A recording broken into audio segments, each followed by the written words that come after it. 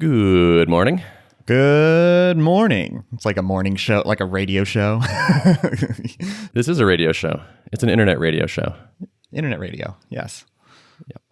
Welcome to our internet radio show. I'm your host, number one, Mr. Ben. I'm here with Derrick Reimer. How's it going? It's going well. It's going well. I saw somebody tweeting this morning, and he was saying, not that I look at Twitter very often, but yeah, that's your problem number one. You were on Twitter. Just this is one time I went on twitter.com. Oh, sure. And there was this guy, and he was tweeting, and he said, founders keep asking me when it will stop feeling like they don't want to work on their company anymore. And I had to tell them the truth, which is never. Ooh. And I was like, that does not resonate with me. And I don't know if I think we're been kind of lucky and we're having some success and all that. So I know my experience is completely coloring my response to everything. I can't help but be biased by that. But I don't ever want to stop so far. I haven't been we need to stop. There have been times where it felt kind of crappy or I was stressed about things. But overall, doing this thing has been very satisfying and very fun. And so I just I couldn't identify with being oh man, I just always want to stop. I just always want to not do this anymore. I mean, I come from the other side where I'm in the slog of trying to figure out what levers can I pull on to advance this ball forward a little bit. And this notion ties in very much with my update this week, but where my head was at going into the TinySeed Retreat. I wouldn't say that I ever have a strong feeling of I don't want to be doing what I'm doing, but I think there's a certain weariness that can come for sure with being in the pre-escape velocity phase where you're still searching for that, and it feels like a lot of hard work, and it feels like it should be easier, and that's where you gotta have a lot of fortitude to push through that. I'm realizing now, thinking back to when I was trying to make various ThoughtBot products grow and not having success for a long period of time on that, and I was like, yeah, I do want to stop this. This is not satisfying. So I think I'm just being naive, perhaps. So it's so hard to not let my latest recent experience color everything and just be isn't this the normal way everyone feels, or don't I always feel this way? Mm-hmm. Yeah. But brains, they're faulty. I'm genuinely happy for you. You know that You son of a bitch. I don't mean that in a negative way. More power to you for getting to experience kind of being in the 1% of startups that do get quick velocity. So, well, thank you. Appreciate that. So talk about our weeks. Yeah, I think we should. It's been Adam Wathen kept my seat warm while I was away. Yeah, well, it had been a while since a Canadian had been on the podcast. So by law, due to our trade agreement with Canada, we have to exactly. Yes. But our quota has been filled now. So some stuff has been happening in my world. So I've been reading this book, The Great CEO Within. Love it. Big fan of it.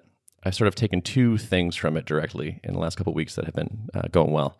So the first is, there has this advice in there, which is, as soon as you find yourself saying something for the second time, write it down. I don't find myself saying things that many times, but I definitely find myself writing them from scratch over and over. As soon as that I saw that and kind of internalized it, I started realizing I was doing it all the time, particularly around sales things. Because there's just a lot of questions that all the companies have, or there's setup that needs to be done. And the other day, someone was like, what's your phone number and your tax ID? And I was like, oh, let me just go grab those and wait a minute. Why isn't there a page I can send someone that has any piece of information they might want about the company? And then why isn't there a higher level page I can send someone when we start talking about doing a deal that has links to all the things that they might want at various phases, like our security docs, our privacy policy, things like that. I'm trying to start thinking of this as almost like a failure, like a cache miss, when someone asks me a question that I don't have in a doc somewhere that I can send them.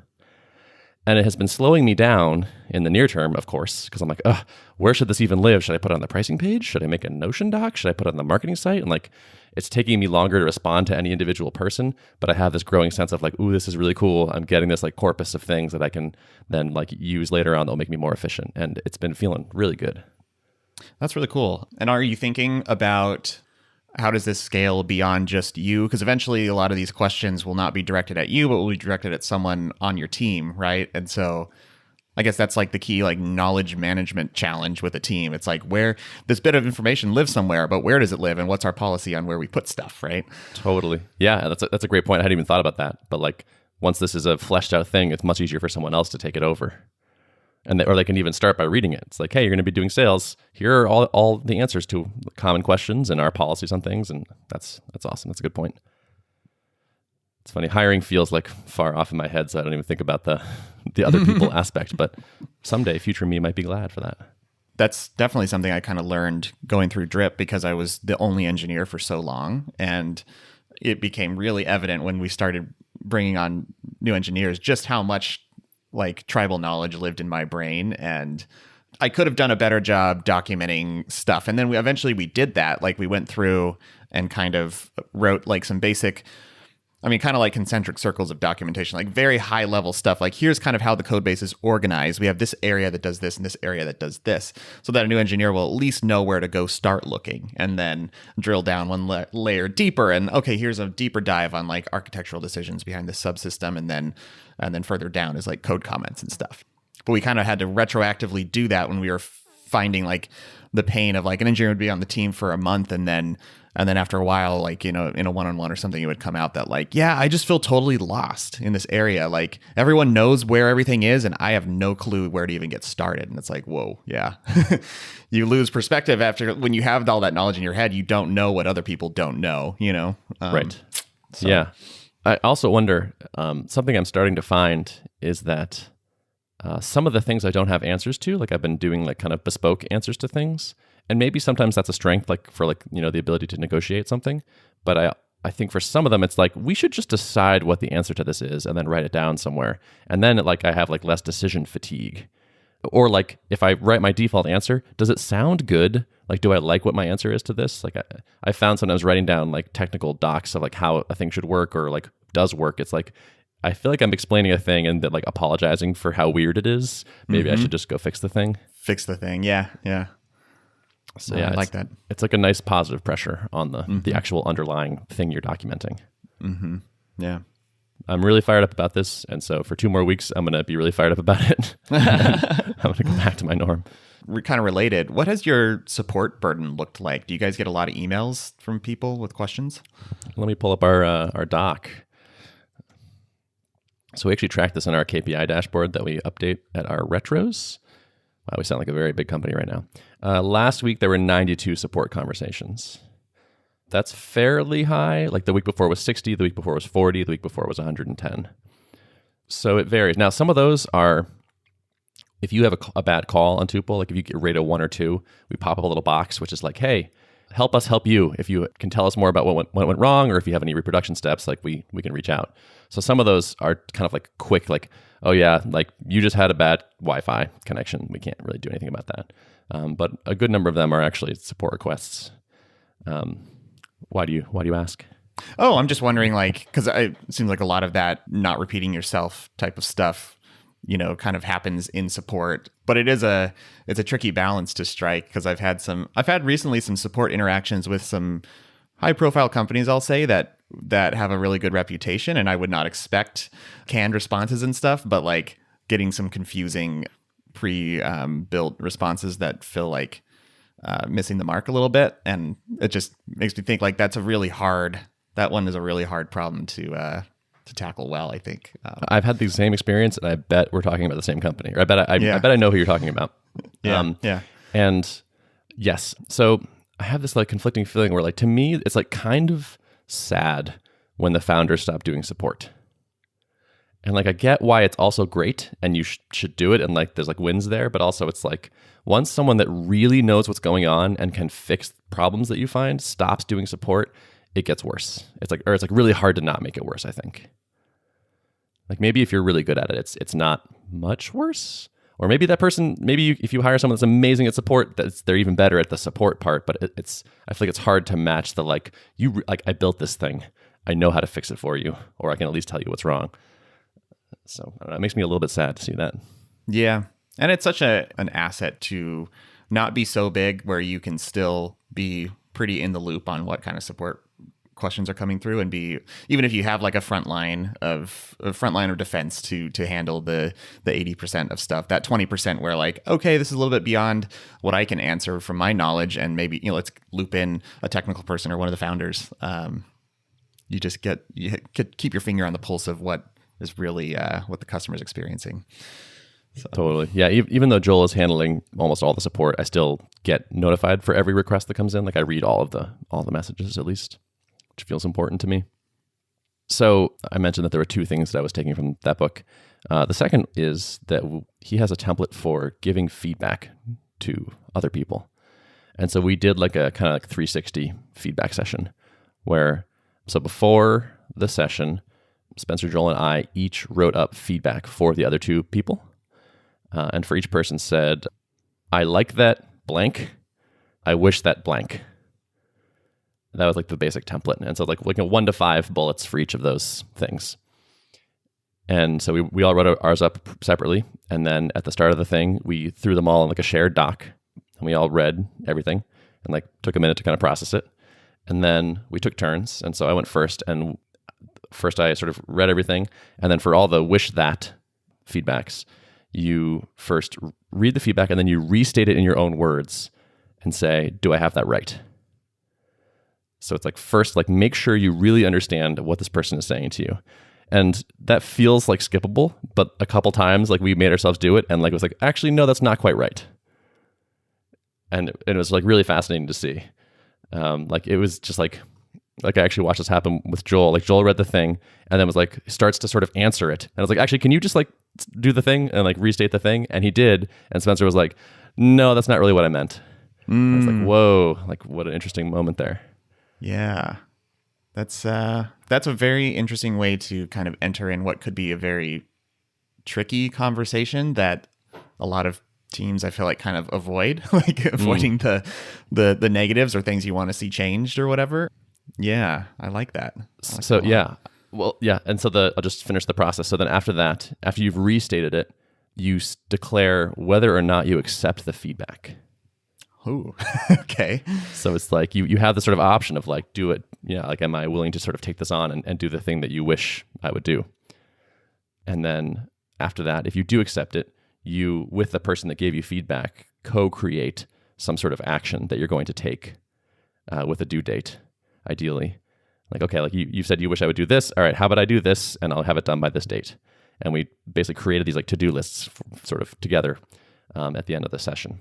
Do you have like an example Sure. that you could give? Because I feel like I don't fully know if like, are you talking about like, I wish we would ship this feature faster, or are you talking about like, I wish like you approached this type of problem differently? Like, is it personal feedback about the way someone works, or is it about like a specific task they're doing or something? Like, there weren't really guidelines about like what the boundaries of the feedback was.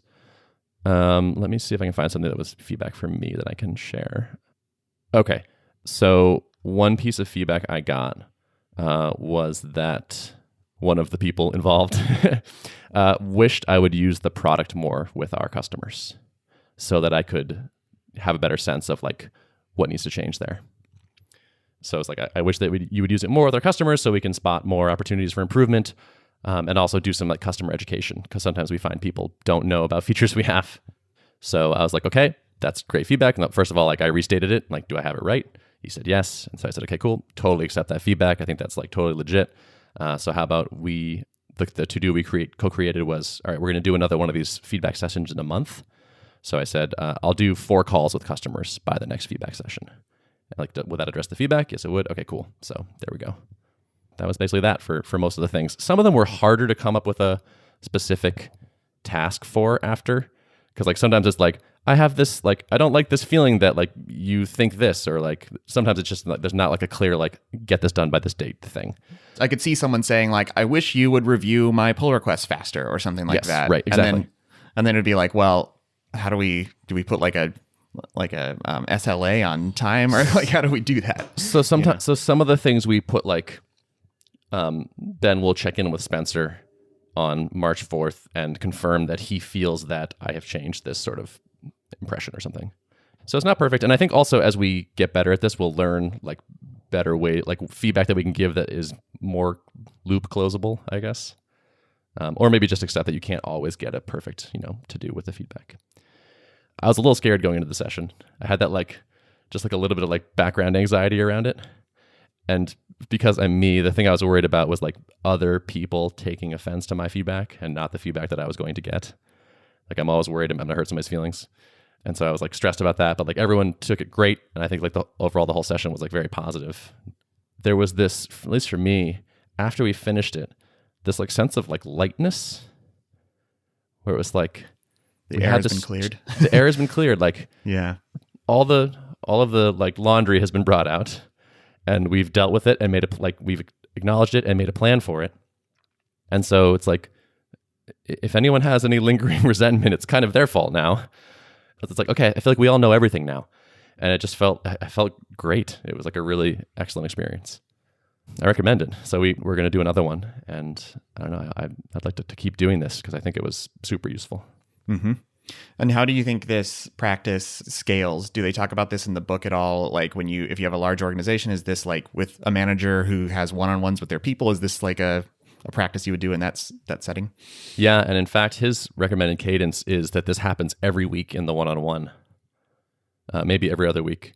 At each one-on-one, the manager gives feedback to their report and vice versa in that format. So that's supposed to be flowing in all directions all the time. And then also, I think it's also for higher level managers and the CEO in particular, it's people should always be giving feedback up to that person. So it's solicit it from the entire company every so often kind of thing, flowing all the way up the chain. So it's just, he's a big believer in the value of capturing this stuff and getting it out. Yeah. Yeah. And I could see why. Seems good. Yeah. I think it's always good to be deliberate about this kind of stuff. I mean, it's easy for the positive stuff to just kind of naturally come out, but it's the critical stuff or those little nagging things that have a tendency to fester if you're not really deliberate about trying to create a framework for them to come out, right? Totally, exactly. But also, it doesn't get as much focus, but part of the feedback is positive, right? It's sort of half of it. And so that was great too. It's just it's nice to be appreciated for specific things and know what you're doing that people like and want to do more of it. That helps, I think, make that process feel good, where it's not just, here's some things you're doing wrong or that people wish you would change. It's also here's where you're doing a great job. Keep it up. That doesn't always come out so explicitly. So one last thing before I turn it over. Actually, yesterday, we pushed the first version of Tuple where if you were on a canceled team, you can't use it anymore. Okay. So that was just kind of a little loophole that was... We just never really built that feature to lock people out. So if you canceled, it would stop billing you, of course. Yeah. But you could just keep using the app like nothing had changed. Do you have metrics on how many people are actually doing that?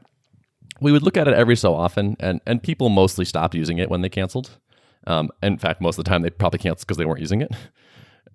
So it didn't really, there wasn't a crazy abuse or anything, but there definitely were some teams where they would have 6 or 7 people and then the team would cancel and one person would just keep using it like crazy. But it was whatever, don't worry about it too much.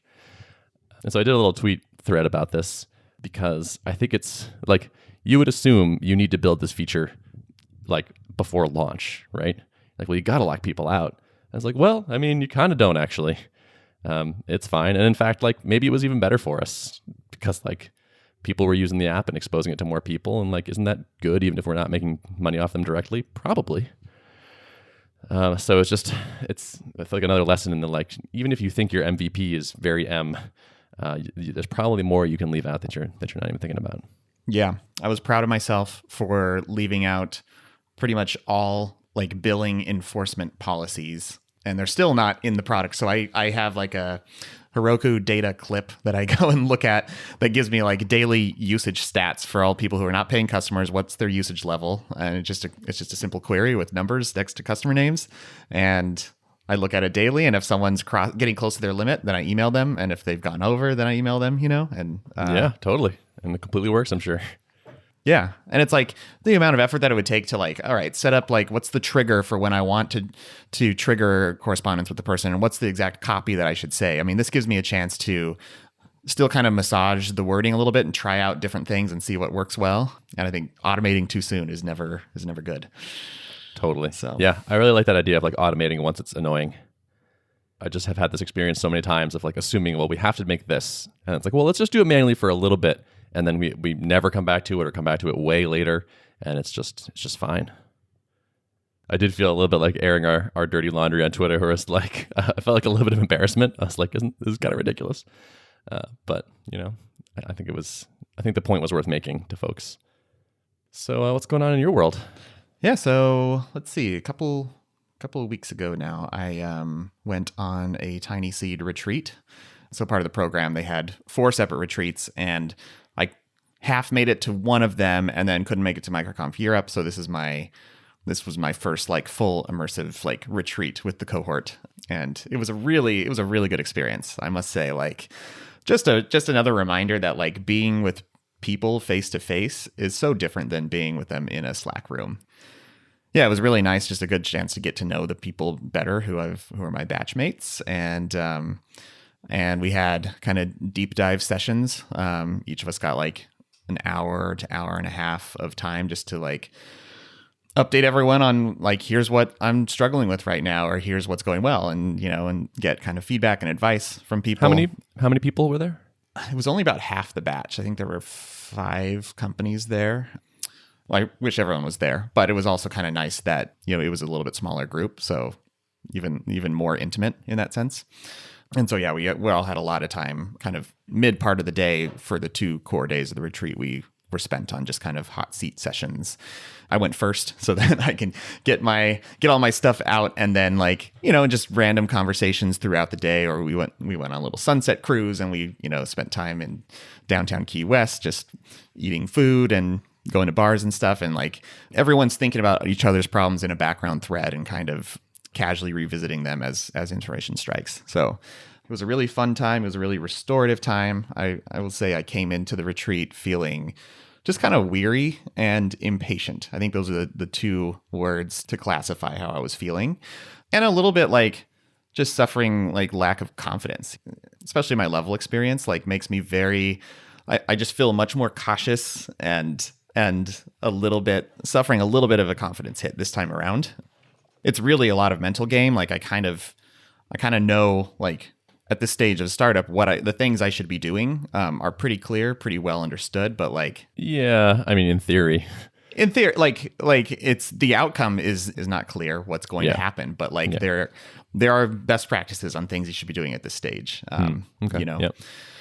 And so I think for me, it's a lot of like, lay it out on the table. Here's where I'm at with everything in the business. Am I completely off track, or am I doing the right things? And I think hearing from a lot of other founders who are, I would say nobody in that group is in the like near overnight success category. Like everyone has methodically built up their businesses over time, and they're all at different stages. And I think that is certainly helpful for someone in my perspective to just hear from people who are like, yeah, it's you wake up every morning and think about what your next strategy is and how you're going to execute on it. And these are really smart people who have tried a bunch of different things and kind of been through the paces. And so it's good to be surrounded by people who have that kind of perspective.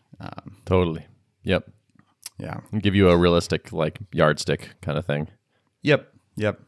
I mean, I realize like one of my challenges with Twitter, especially too, is like I'm surrounded by a lot of really successful people, and it can be easy for that to skew in your mind. Like, oh, this should be moving faster. I should be having way more traction evident right now. And it's like, that's actually not the usual case. And it's not doing my mind any good to be like, for those to be the dominant voices in my head, because then you just feel inadequate all the time, And then there's the reality. So like, I think being in some of these smaller groups where it's like, yep, this is what we've all gone through and we're all going through right now, and that's okay, Totally. I remember when I was like working on my Rails course and launched it, and like was looking at my numbers, and like I had Adam Wathan's numbers in my head. Yeah. And I was like, yeah. Oh, this is pretty terrible. And I was like, and I remember telling somebody else, they're like, holy crap, that's amazing. And I was like, oh yeah. Yeah. That's right. This is pretty good. Yep. Yeah. So ultimately came away from that feeling just in a much better place, and I knew what I needed to do, which was I had this payments feature in the hopper, ready to start promoting. And so I kind of hit the ground running on that. Yeah. What's going on there? I'm curious. Man, you were so good at design. I can't believe it. Oh, thank the you. fact that you can do good engineering and then make a landing page that looks like that is that's a crazy combination of skills. Well, thank you. And I'm hoping I can take advantage of that and reap the rewards of that unfair advantage. It's been a little bit of a whirlwind the last couple days. So got back, polished up some things, and then started by emailing the most activated StaticKit users. So people who have at least done one deployment and there's evidence that they've installed StaticKit on their website. And so there was, it was a hypothesis to test, let's see if these people are most likely to jump in and try out a new feature. And that group actually there wasn't a whole lot of response from that group. It was small. It's 100 and 150 people. And so that was fine. I was like, okay, next concentric circle, let's email more people from the list, and talked it through with some of my TinySeed batchmates. And the idea emerged to instead of just saying hey, this feature is ready to try out, here it is, it's live, put an element of opting in. So a little bit of scarcity and a little bit of deliberate, yes, I actually have a use case for this feature and here's what my use case is, I want to use it, in front of it. And I think that was a really good move. So I basically, instead of saying the feature's live now, it's the feature's in early access. And if you want access to it, you can give me drop in your email address and briefly describe your use case for it. And so that was a super good move. And so I put that up, kind of tweaked the landing page for the call to action be request access, with the StaticKit form on there where you can submit to request access, and emailed that to the entire registered user list. And then was planning to do a Twitter push maybe the next day after seeing what the response was from that. And sometimes you can't control when your Twitter promotion happens.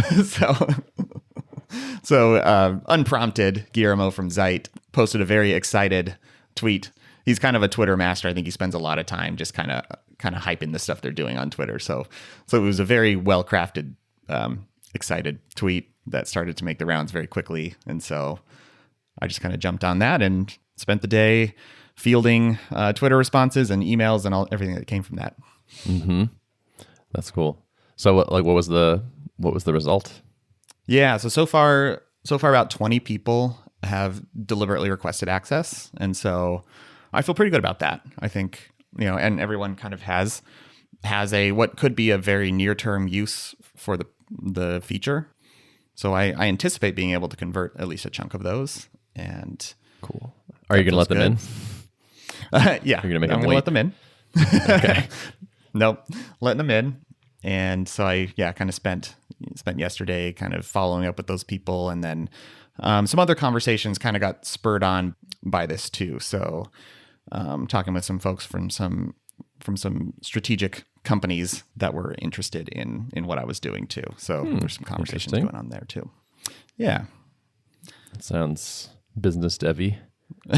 Little biz devy for sure. Okay, cool. Yeah. So now it's just try to onboard these folks specifically onto the feature, get as much feedback as I can from them and answer questions and keep learning from that.